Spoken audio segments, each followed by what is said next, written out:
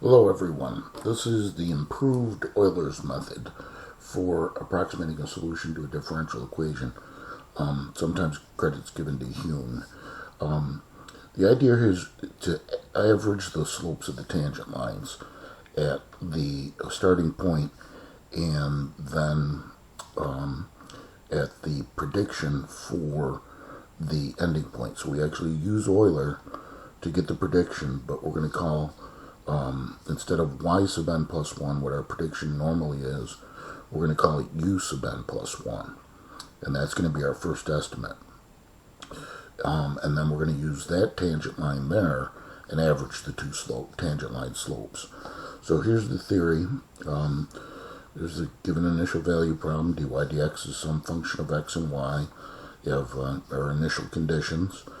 And if you take n steps, let's say we approximate y sub n at some given value x sub n, which is the initial step plus n times h, because you took n steps. So let's say 5 steps. Each step was 0.1, then it would be 0.5 plus the initial value. So that's your ending value of x. So with the first estimate, again, we're going to use Euler's method, and we're going to call it u sub n plus 1 instead of y sub n plus 1. And this would be Euler's method, because Euler's method was y sub n plus 1 is y sub n plus h 10 times the function at the initial point. But we're going to just call it k sub 1 for the slope, which will be f of x sub n, y sub n. And then you take the second estimate, and that's going to be this what we'll call k2, which is the slope again, but now evaluated at that first estimate. And that's going to be the second slope at that value of x where we ended up taking the step. And then we average those two slopes to obtain our new formula. So to picture this, consider, let's say we'll draw a nice big diagram here to illustrate the concept.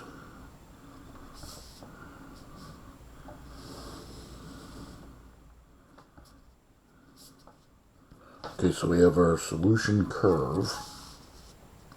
So let's say our solution curve looks something like this.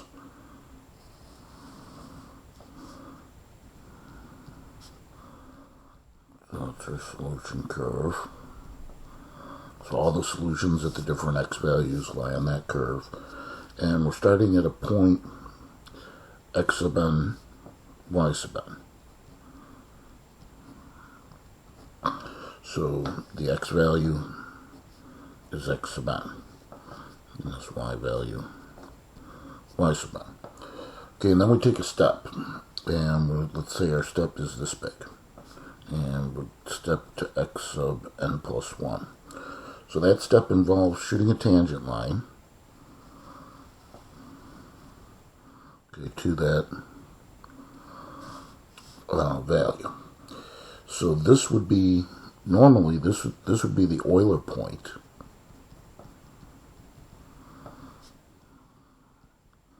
Which we would call x sub n plus 1, y sub n plus 1, but now we're going to call that u sub n plus 1.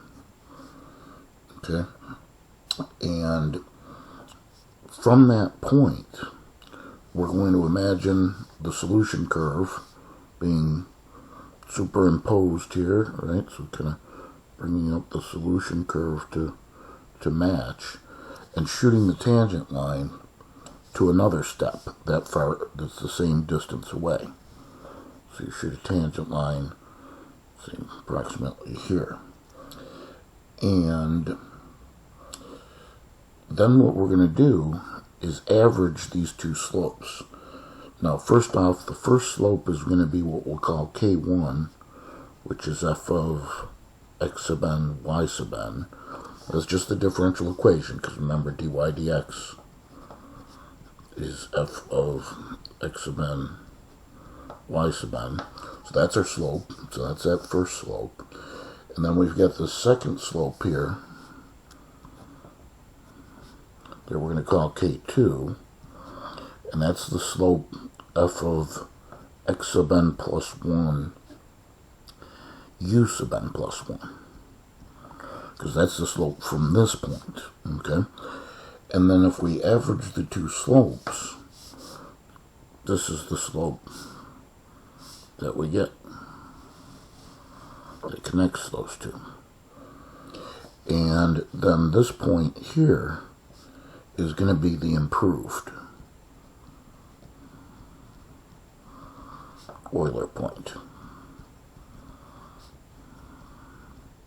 which we give by x sub n plus 1, y sub n plus 1.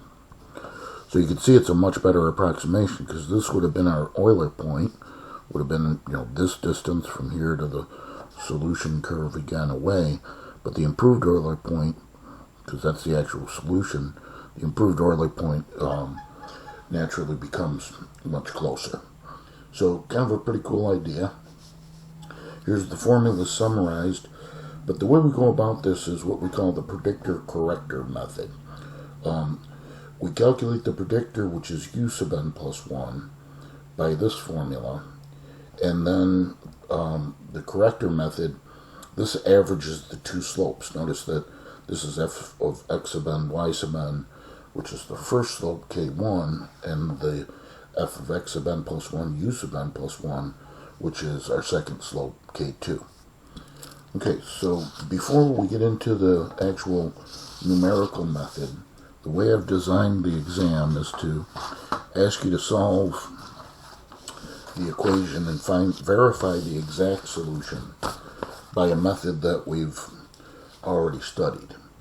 So it's kind of a nice review at the same time that we learn these new concepts. And so this says to verify this solution. So here's the initial value problem, and with the initial condition, and the y of x equaling the 2 plus x minus e to the x is our exact solution, and we want to verify that by using the integrating factor.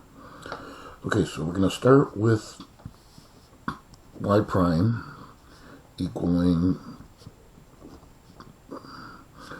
y minus x minus 1, and we have the initial condition that y of 0 is 1. We first get it in standard form for using an integrating factor, because it's the first order. Bring the y to the left, so y prime minus y is minus x minus 1. And then the integrating factor, recall rho, is e raised to the integral of p of x with respect to x, where p of x is the coefficient. When the coefficient of y prime, or dy dx, if you wanted to call it that, that'd be fine as well, is 1. P of x is the coefficient, recall, of the y term. So this would just be e to the integral of negative 1 with respect to x, or e to the negative x. So then recall with the integrating factor, we then multiply. So we're going to multiply both sides of the equation by the integrating factor. So we'll just multiply. I'm going to do it this way. From the left side, I'm going to distribute the e to the negative x. So we'll say e to the negative x y prime minus e to the negative x times y. Oops. It's not a y up there. Times y.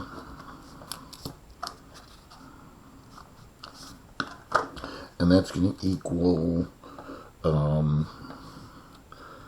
let's say, e to the negative x times the quantity minus x minus 1.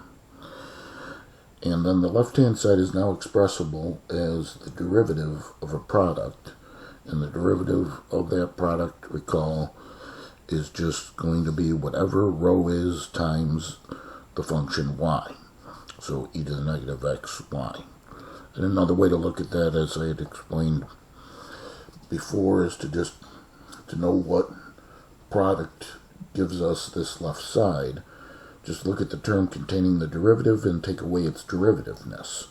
And then you could actually verify by the product rule that it works. There's your first factor, e to the negative x divided by the second, y prime, and then plus the second factor, y, and then the derivative of the first, e to the negative x times the derivative of negative x, which is negative 1.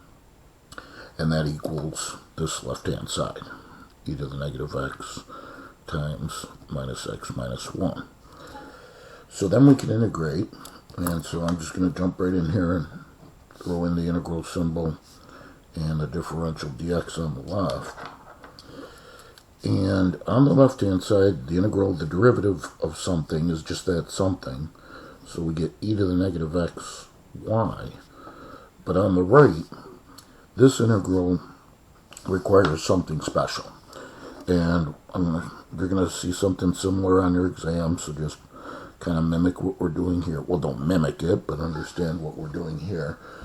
And realize that in order to integrate this, we're going to need integration by parts, and in particular, the tabular method. It would be the most convenient method to use. So I'm going to set this up for integration by parts. So this is, we're working on the right-hand side.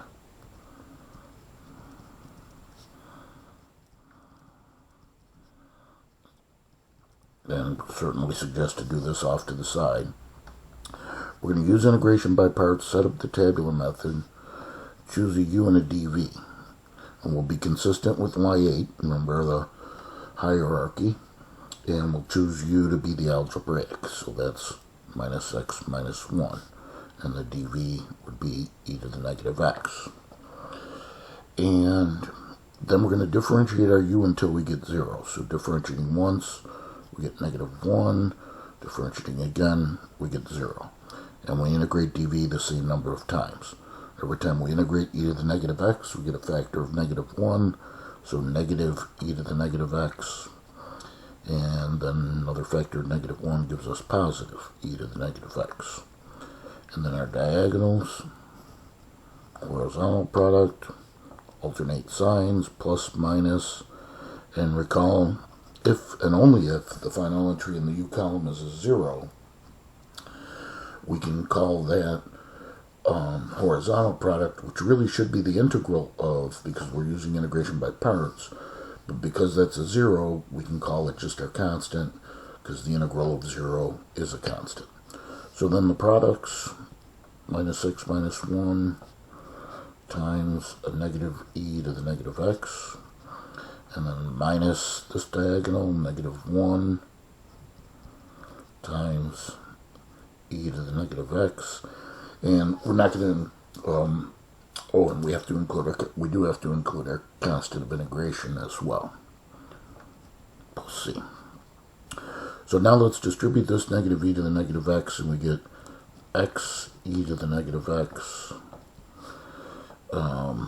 plus e to the negative x, and then plus another e to the negative x plus c. So therefore, we get x e to the negative x plus 2 e to the negative x plus c. Okay, so all of this now replaces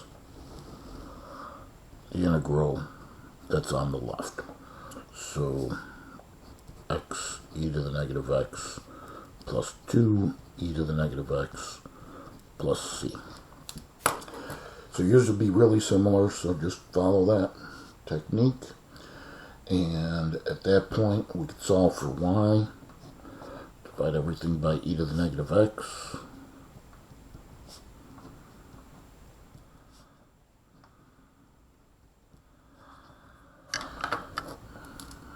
And we get that y is equal to, here the e to the negative x is canceled. We get x, cancel again, plus 2. Then let's bring this e to the negative x up to the numerator. So c e to the positive x. And now the initial conditions.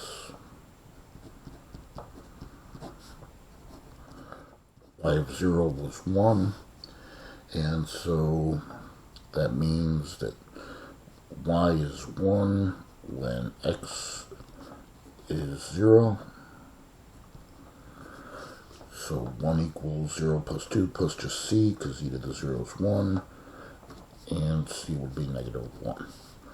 So then our solution is y equaling x plus 2 plus c is negative 1, or just negative e to the x. And you can see that that is exactly what we were out to verify. So there's the solution that was provided. So this is verified. Okay, so we're going to do part B. I'm going to do it in another video, and that's to actually use the improved Euler method. So we'll just call this part 1, and then we'll come back and we'll use the Predictor Corrector method to